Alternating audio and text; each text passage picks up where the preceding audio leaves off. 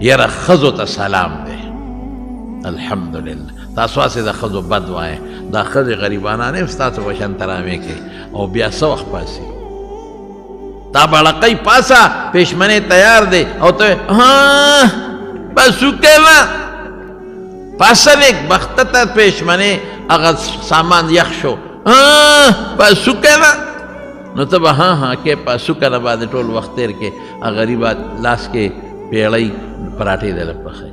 بیا را منډه کي تا پاسئ بیا منډه کي ولې هغه خوب نه ورځي او باید زنانه پکې ماشومان بیل قلاره هلته واړه ورته پینګه پینګه کوي واړه ورته ځان له پینګه پینګه کوي او بیا راځي دله اوړب ځان له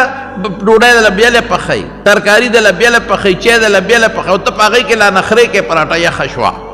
نو پختي پاسه کنه او بیا به ورته وایي دا ترکاري یخه شوه مالګه زیاته شوه مالګه کمه شوه نه خورم نخرې به بیا لې شروع کړي نو بوتله کدو په وخت پاسه ښځه پاسه وه په رمضان کې د شپې بیبي سره مدد وکړه لږ امداد ورسره وکړه وختي پاسه 2 رکاته 4 رکاته 3 رکاته تهجد خو کم از کم وکړه که نه دا رمضان خو د عبادت میاشت ده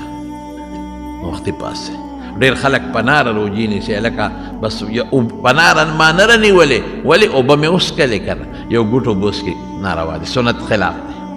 سنتو خلاف ده رسول الله صلی الله علیه وسلم پیشمنی ته څه شی ویلی دی هلمو الی الغداء المبارک الله اکبر صحابو ته به آواز وکړه راشه برکتي خوراک له راشه پیشمنی کول دا برکتي خوراک دی دا سنت دی دې کې برکت دی ان فی السحور برکه رسول الله مبارک فرمای پیشمنی کې برکت دی ثواب دی کېږي نو چې کوم شی د پیغمبر سنت دی او پیغمبر ورته برکت ویلی دی د وجود د فایدې شی دی نو ته هغې کې ولې غلی غلی کېږي